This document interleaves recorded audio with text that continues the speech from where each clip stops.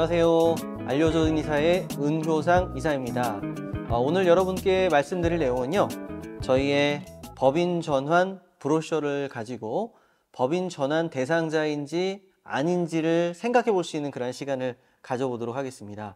이제 법인 전환을 하시면서 여러 가지 고민하시는 것들이 많이 계신데, 그러한 고민들을 해결해 줄 수 있는 그러한 내용이라고 생각하시면 좋을 것 같습니다. 그럼 시작해 볼까요? 네, 저희 브로셔 법인 전환편 내용 가운데 보시게 되면요, 이제 법인을 하시게 될 때 많은 분들이 두 가지 질문을 받으시게 됩니다. 첫 번째로 법인 전환하면 너무 복잡해지세요. 두 번째로 법인 전환하면 돈 마음대로 못 갖다 쓰세요. 이 두 가지에 막혀서 상당히 어려움을 겪으시는 분들이 많이 계십니다. 자, 복잡해진다. 네, 일부는 맞고 일부는 틀립니다. 돈 마음대로 못 갖다 쓴다? 개인 사업자는 마음대로 갖다 쓸 수 있나요? 네, 생각해 볼 만한 부분인 것 같습니다. 물론 일부는 맞는 내용인데요. 일단 복잡해진다라는 것은 개인으로 사업하실 때는 너무나 자유롭고 마음대로 할 수 있었던 건데, 법인에서는 몇 가지 제약이 걸립니다. 사진을 한번 보시죠. 네, 이 사진을 보시게 되면 개인 사업자와 법인 사업자를 구분해서 한 번에 이해하실 수 있게 조금 예시 자료로 설명을 드리도록 하겠습니다. 자, 개인 사업자 책들이 어지럽게 널려져 있죠. 개인 사업자는요, 사실 저렇게 영수증들을 막 모아서 쌓아 놓아도 상관없습니다. 하지만 법인 사업자의 경우는 다르죠. 정해진, 짜여진 책장 안에 딱 그 업무에 맞는, 그 종류에 맞는 책들이 들어가 있어야만 합니다. 자, 개인 사업자는 저렇게 해도 이해를 해줘요. 하지만 성실신고 대상자가 되는 순간, 대표님, 요거 책장에 이 책들은 여기에 있을 책들이 아닌 것 같아요. 요 상자 뒤집어 보세요. 주머니에 뭐 들었어요? 하나하나 확인하는 걸 우리는 성실신고 확인제도 대상자라고 이야기합니다. 자, 법인 사업자는 저렇게 정해진 책장 안에 딱 그 시리즈의 책들만 들어가 있어야 하기 때문에, 사실 처음에 이렇게 관리 안 하시던 분들은 저렇게 깔끔하게 정리한다는 게 쉽지가 않습니다. 하지만 장점이 있을까요? 분명히 있죠. 내가 어디가 잘 되고 있고 어디가 안 되고 있는지에 대한 명확한 시야를 가질 수 있다는 겁니다. 즉, 이 책을 누군가 빼갔다면 왜 빼갔는지를 작성해야 합니다. 다시 넣어놨다면 왜 넣어놨고 언제 넣어놨는지가 표기가 돼야 됩니다. 통장 관리를 그렇게 해야만 합니다. 만약에 여기서 아무 이유 없이 빼간 것을 분실했다. 뭐가 돼요? 그게 바로 가지급금이라고 합니다.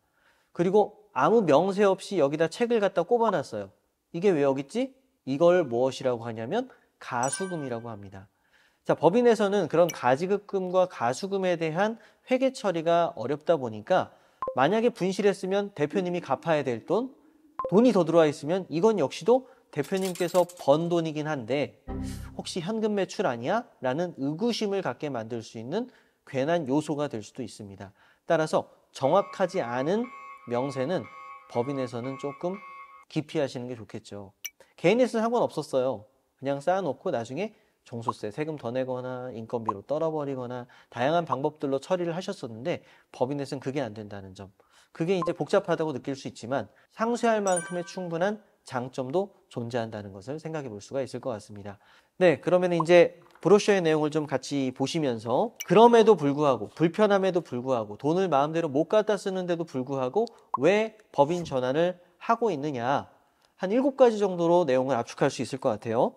첫 번째, 종합소득세가 부담이 되는 사업주. 종소세 세율 자체가 40%가 넘어가다 보니까 이 세금을 내는 것이 너무나 부담스러운 분들이 많이 계신 겁니다. 자, 세금이 40%만 나가나요? 거기에 지방세 포함하면 44%까지 나가죠. 거기에 플러스 뭐가 또 나가요? 국민연금에다가 의료보험료까지 한다면 부담감이 어마어마하죠. 네, 그러니까 거의 50%에서 60%에 육박하는 준조세까지 납부하는 것을 생각한다면 너무나 아깝게 느껴질 수가 있습니다. 만약에 거기서 법인으로 전환해서 급여를 받게 된다면 뭐가 떨어져요? 종소세도 떨어짐과 동시에 납부해야 할 의료보험료가 줄어듭니다. 보통 개인사업자의 경우는 의료보험료를 지역가입자로 또 추가적으로 납부하는 분들이 많이 계시거든요. 그런데 법인 대표자가 되면 근로소득자로 전환이 되기 때문에 근로자로서만 납부하면 끝나는 경우가 많습니다. 다시 얘기해서 내가 급여를 200만 원만 신고한다.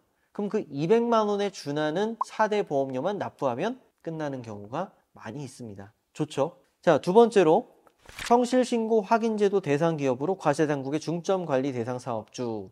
네, 이건 역시도 사실 법인 전환하게 되는 요인이기도 한데요.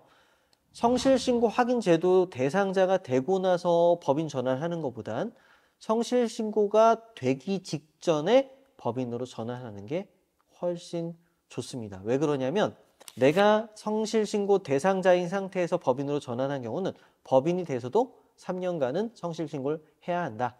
네, 그러니까 성실 안 하고 넘어가는 게 제일 바람직하다는 거죠. 자, 세 번째는 사업소득 외에 금융소득이나 임대소득이 많은 사업주. 자, 개인사업자는 소득이 다 합산, 종합관리가 되죠. 종합소득세로 납부를 해야 합니다. 내가 사업자가 하나에서 나오는 소득뿐만 아니라 사업자가 여러 개라면 그 각각의 사업장의 소득이 합산된다는 겁니다. 이러한 소득들이 다 합쳐져서 1억, 1억, 1억, 1억, 1억짜리가 5개면 5억이라는 종합소득이 생깁니다. 그 합쳐진 소득에 대한 세금을 내야 되다 보니까 너무 부담이 된다는 거죠. 네, 그런 분들이 법인 전환으로 해서 일부 소득은 법인으로, 일부 소득은 개인으로 가져가는 것을 선택합니다. 자, 네 번째는요. 가업승계에 따른 상속 및 증여세 부담이 큰 사업주. 개인들의 경우 상속세 최대가 50%에 육박하죠. 30억 초과되면 50%의 상속세를 내야 됩니다. 증여세도 동일하죠. 그러다 보니까 이 부담감을 좀 줄이기 위해서 부동산은 어떻게 조정을 못 하잖아요. 금융소득도 어떻게 조정을 못 합니다. 하지만 일부 조정이 가능한 소득 자산 가운데 하나가 바로 법인이죠. 법인은 손익가치를 조정을 한다면, 조정한다는 말이 좀 이상하게 들리실 수도 있지만 예를 들어서 한 해, 두 해, 3해 동안에 결손이 난 법인이다. 결손을 내는 방법은 간단합니다. 매출보다 매입이 많으면 돼요. 비용을 많이 쓰거나 투자를 많이 하면 됩니다. 그게 불법은 아니잖아요. 자, 그렇게 해서 회사의 순손익가치가 낮아졌다. 그러면 그게 주식가치에 영향을 미쳐서 주식가치가 낮아집니다. 그때 자녀들한테 준다면 사실 평가를 낮춘 상태에서 증여를 하기 때문에 상속세나 증여세 부담을 덜 수 있다는 겁니다. 그 밖에도 이 주식을 가지고 할 수 있는 플랜들은 상당히 다양하게 있다는 것을 알고 계시면 좋겠습니다. 자, 다섯 번째로 소유한 부동산 가격의 상승으로 인해서 양도소득세 부담이 큰 사업주. 자, 아시겠지만 개인들은 부동산 양도세가 너무 높죠. 60%에 육박하죠. 그러다 보니까 내가 부동산으로 돈을 번다 할지라도 세금이 절반 이상이 나가게 된다. 그리고 그동안 납부한 재산세까지 포함한다면 사실 어마어마한 양도세를 내게 되는 거나 마찬가지인데요. 법인의 경우는 양도세가 없습니다. 네, 법인의 경우는요. 그 양도 차익이라고 하는 그 차익이요. 법인세율로 계산이 됩니다. 법인세로 납부하면 돼요. 법인세는 2억 이하로는 9%, 2억 이상으로는 19%의 세율로 과세를 하죠. 그러니까 내가 양도소득세를 내야 하는 금액이 3억, 4억, 5억이 넘어가시는 분들은 법인세율 적용을 받는 게 훨씬 유리하시다는 겁니다. 그래서 법인으로 자산을 취득하고 법인에서 보상을 받고 법인에서 양도세를 낼 때는 상당히 세이브 될 수 있는 게 있더라. 제가 이제 리조트 사업 하시거나 호텔업, 이런 건설업들을 하시는 분들을 좀 많이 만나봤는데요. 코로나 시기에 골프장들 너무 잘 됐잖아요. 과연 그럼 골프장이 세금을 많이 내고 있을까요? 결코 세금을 내고 있지 않은 곳들도 많습니다.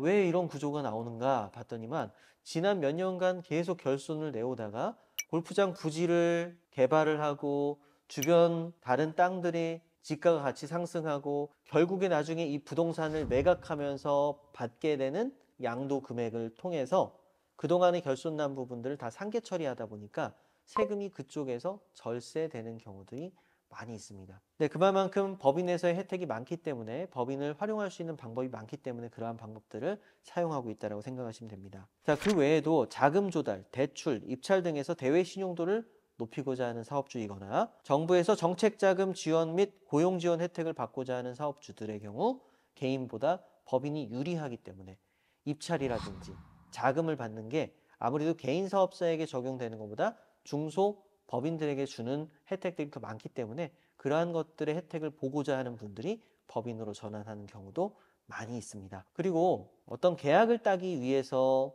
회사의 규모를 보고자 하는데 그 회사가 개인 사업자면 조금 믿음이 안 갈 수도 있거든요. 그런데 법인이고 자본금도 탄탄하고 그러면 좀 더 신용도가 올라갈 수가 있습니다.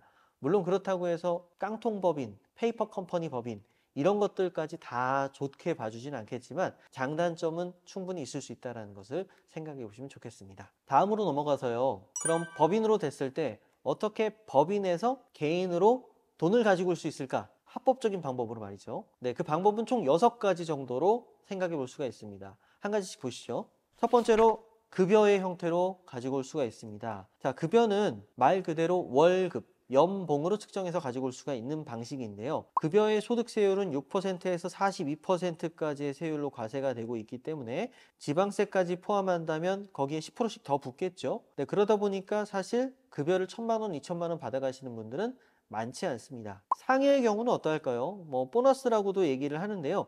이 상여는 급여하고 같이 포함돼서 종합과세 됩니다. 그러니까 급여 플러스 상여의 총합의 세금을 매기기 때문에 상여도 사실 큰 의미는 없을 수 있지만 정기 상여가 아니라 좀 비정기적 상여라고 한다면 연말에 보너스다 이런 정도의 상여라고 한다면 4대 보험에 영향을 안 줄 수 있기 때문에 어떻게 보면 4대 보험 부분에서는 절감할 수 있는 부분이 있습니다. 배당과 이자 부분은 어떠할까요? 배당과 이자는 2천만 원까지는 분리과세됩니다. 따로 계산해 주겠다는 거예요. 그런데 2천만 원이 초과되는 부분들은요.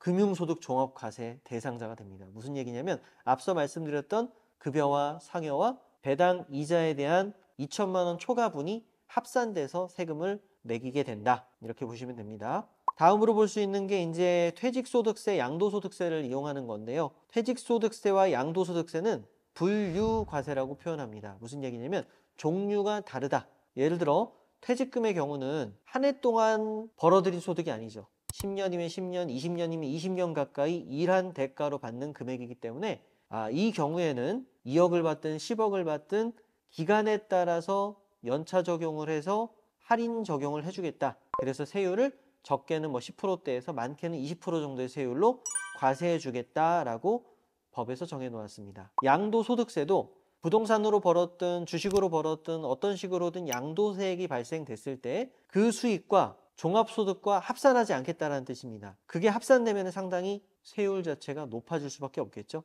네, 그래서 양도소득세와 퇴직소득세는 분류과세된다. 기억해 두시면 좋겠습니다. 자, 마지막으로 보통 법인 전환할 때 가장 많이 사용하는 방법이고 법인이 되고 나서도 사용할 수 있는 방법 중에 하나가 바로 이 산업재산권을 활용하는 겁니다. 자, 산업재산권 중에는 상표권, 특허권, 영업권, 디자인권 등 이런 여러 가지 지적재산권들이 포함이 되는데요. 이 지적재산권들을 평가하고 세금을 매기는 방식이 상당히 유리합니다. 이를테면 영업권의 경우요. 개인사업자에서 부동산이 없다면 영업권을 평가해서 법인으로 개인사업자의 모든 권리를 넘길 수가 있습니다. 자, 그렇게 했을 때 영업권이 10억이다. 그럼 그 중에서 6억은 비과세고요. 4억에 대해서 20% 세금을 내면 됩니다. 그리고 그 4억에 대해서 나중에 종합과세를 하긴 하지만 일단 60%가 날라갔잖아요. 비과세 적용을 받았잖아요.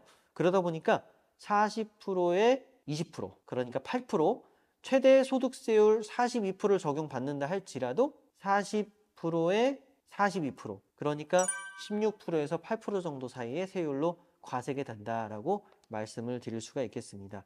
그런데 그것도 아깝지 않은 것이요. 법인에서 10억만큼의 자산이 생겼고 그 자산을 영업권의 경우는 5년, 특허권의 경우는 7년 동안 감가상각을 해 나갈 수가 있기 때문에 매년 2억에서 1억 이상 정도의 경비를 마련한 것이나 다름없습니다. 그만큼의 세금 감면이 있기 때문에 상당히 절세할 수 있고 법인에서도 그 돈을 좀 더 쉽게 가지고 올 수 있게 되는 것이죠.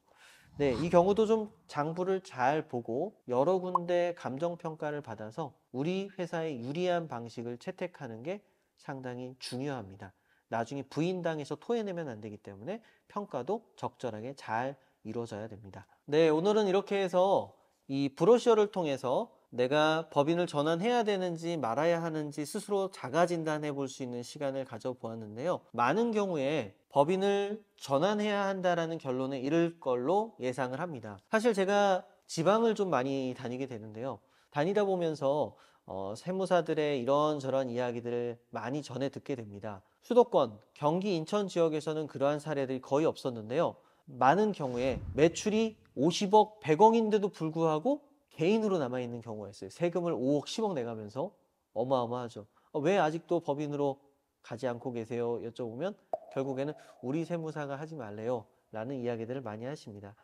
물론 이게 무조건 정답이다라고 말씀은 드릴 수 없습니다. 각각의 개인적 상황이 다를 수 있기 때문에요. 하지만 법인을 전환했을 때 정말 좋은 점도 있고 유리한 점이 있기 때문에 우리는 이것도 정말 좋은 대안이라고 생각하고 판단하실 수 있습니다. 정밀하게 검토받으시고 정말 우리 회사에 맞는 방향이 무엇인지에 대해서 직접 듣고 판단할 수 있는 그런 시간들을 가져보시기 바랍니다. 네, 오늘은 이렇게 해서 저희 브로셔를 가지고 판단해 볼 수 있는 시간들 가져보았는데요. 네, 도움이 되셨으면 좋겠습니다. 감사합니다.